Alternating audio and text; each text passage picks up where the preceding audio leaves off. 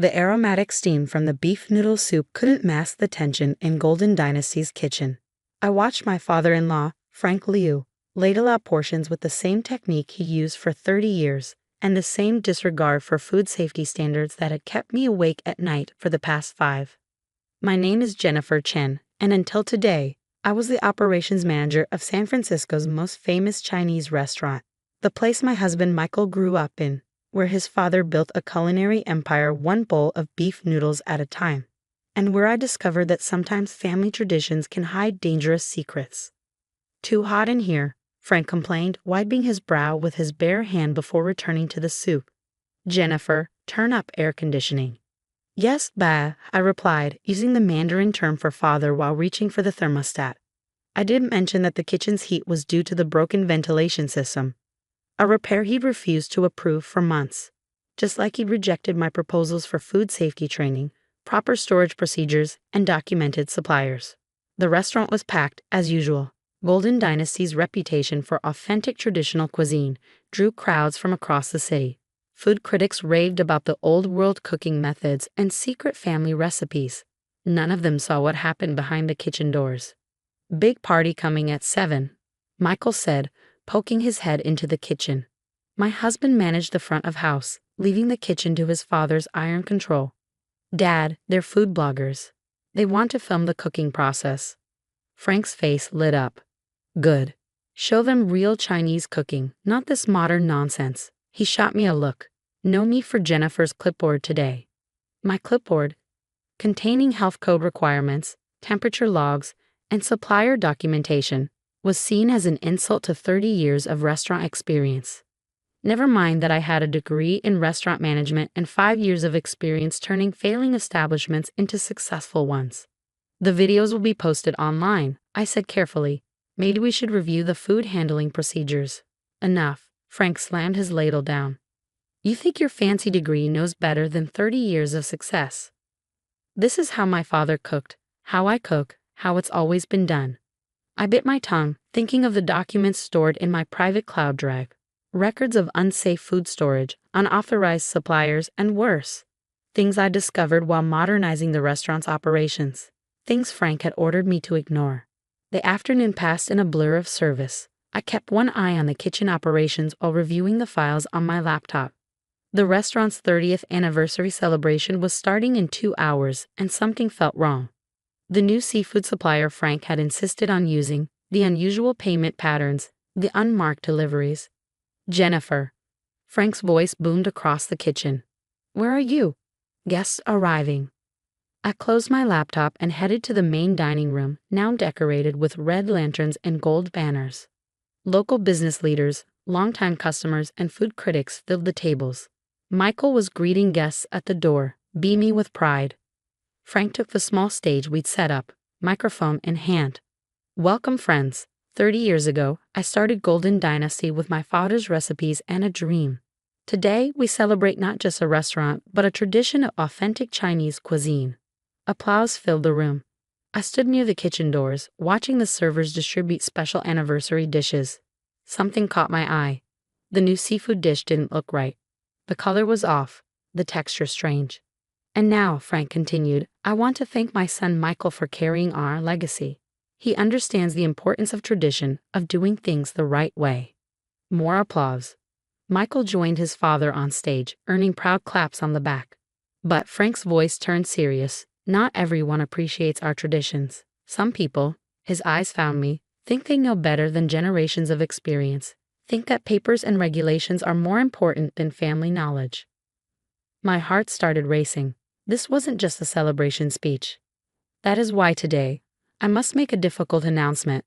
Jennifer Chen is no longer part of Golden Dynasty's management. Her modern ideas and disrespect for tradition have no place in our family business." The room fell silent. Michael looked shocked. He hadn't known. 2 security guards appeared beside me, hired for the event but apparently with other instructions. "Bye." I stepped forward. "The seafood tonight." "Escort her out," Frank commanded. "And make sure she takes all her clipboards and regulations with her." As the guards led me toward the door, I caught glimpses of satisfied smiles among the guests. Of course, They'd heard Frank complain for months about his foreign daughter-in-law trying to change his traditional methods. They thought this was justice. In my office, I quickly emailed myself crucial files before the guards could stop me. Years of documentation, records of every violation, every suspicious transaction, including what I discovered about the new seafood supplier, a company that didn't seem to exist. Your keys, one guard demanded. I handed them over, along with my employee badge.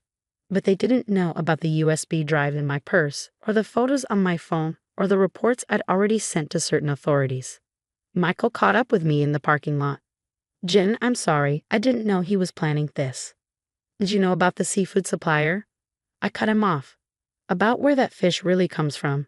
He looked away. Of course, he'd chosen not to know, just like he'd ignored all the other problems I tried to address. You should go back inside, I said quietly. Your father's big celebration is waiting. But Michael, you might want to skip the seafood tonight.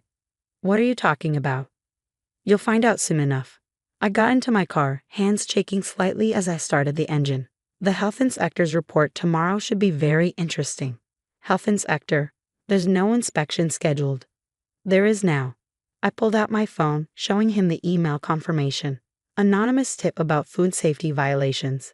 They're coming first thing tomorrow, and they're bringing some friends from the FBI's smuggling division. Michael's face went pale. Smuggling? Jen, what did you do? I did my job, I replied. I kept records, detailed ones, about everything.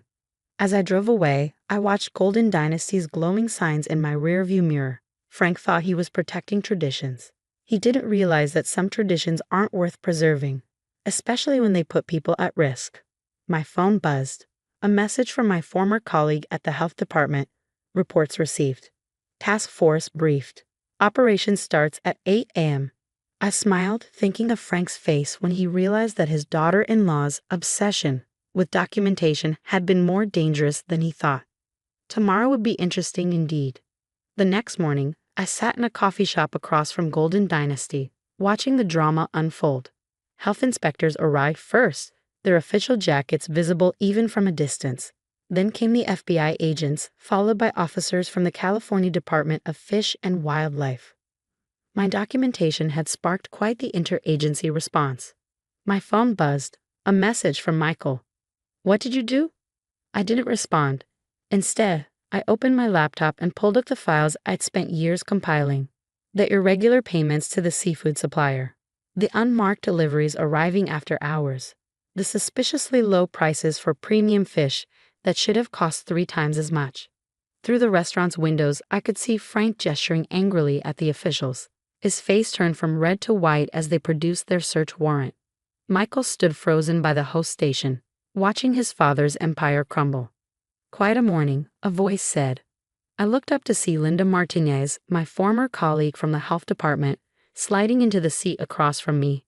Your documentation was thorough. 5 years of records, I replied, turning my laptop to show me.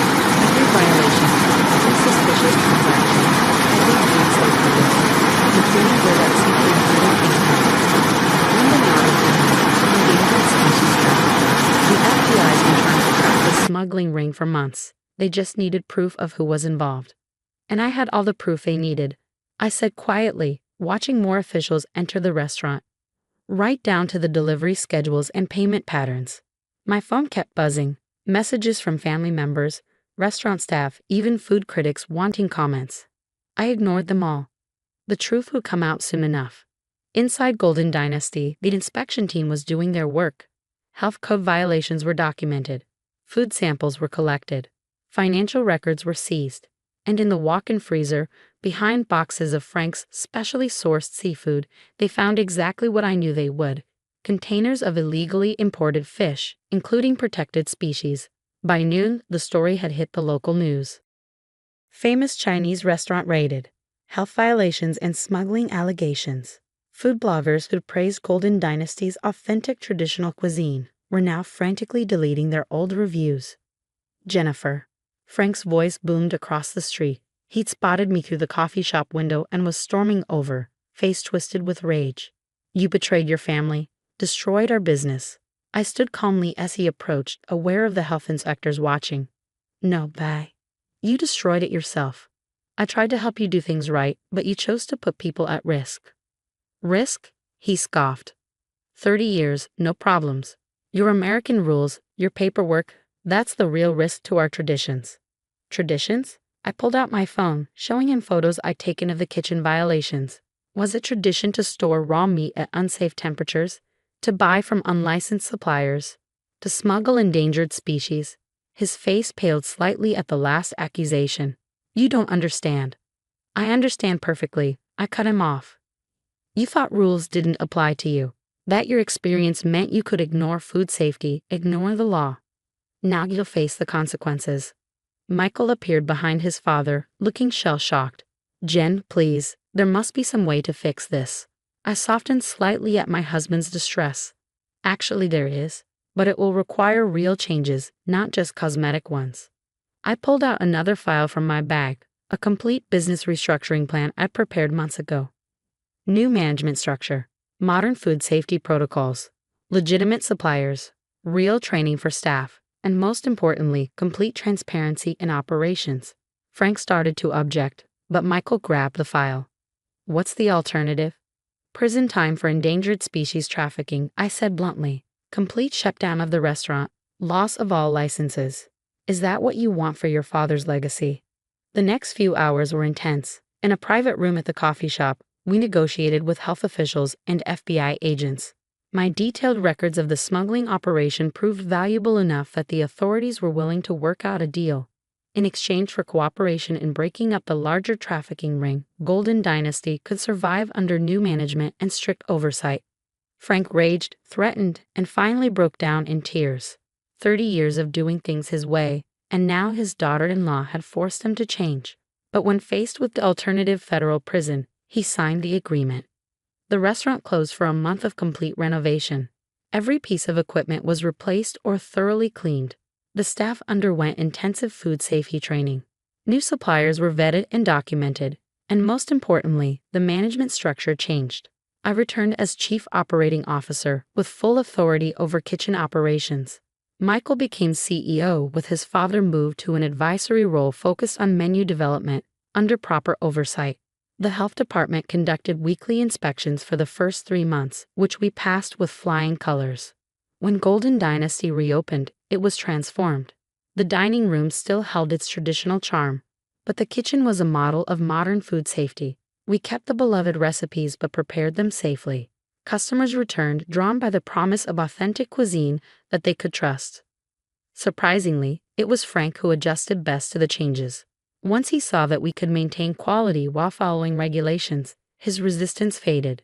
He even started bragging about our perfect health inspection scores to other restaurant owners.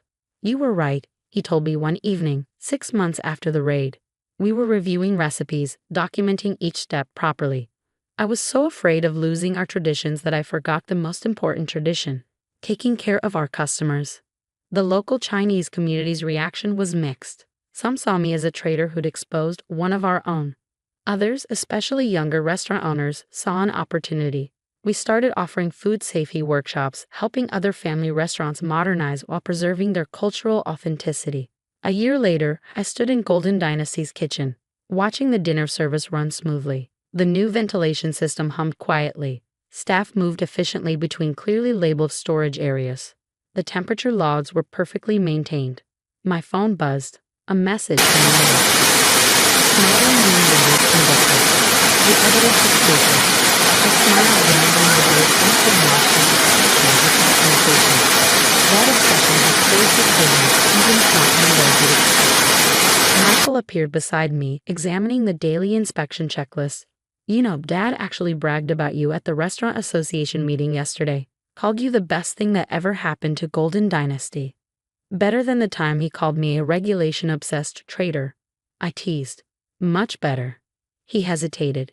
You could have just walked away that night, started fresh somewhere else. Why did you fight so hard to save this place? I looked around the kitchen, at the blend of traditional techniques and modern safety measures, at the staff confidently following proper procedures while creating authentic dishes. Because sometimes saving something means changing it, I replied. Golden Dynasty wasn't just about the food. It was about family, about community. It deserved better than to be destroyed by pride and stubbornness. Last week, a young Chinese American woman interviewed me for her business school thesis on modernizing family businesses. She asked if I regretted exposing the problems instead of keeping quiet to protect the family's reputation. I showed her our new kitchen, our perfect inspection records, our thriving business. Real respect for tradition means making sure it survives, I told her. Sometimes that requires difficult changes. Golden Dynasty continues to evolve. We've opened 2 more locations, each combining traditional recipes with modern food safety. Frank still works in the original kitchen, but now he proudly shows health inspectors his detailed logs and properly stored ingredients. The smuggling ring's conviction made headlines, but our real victory was quieter, proving that cultural authenticity and modern standards aren't enemies. That true tradition isn't about doing things the old way, but about doing them the right way. Sometimes in the evening, when the kitchen is humming with properly regulated activity, I think about that anniversary night when I was thrown out. Frank thought he was protecting his legacy from change. He didn't realize that sometimes the greatest respect for legacy is ensuring it survives by adapting. The old saying goes that revenge is a dish best served cold. But in our case, all dishes are now served at precisely the correct temperature, with full documentation. And that's a tradition worth preserving.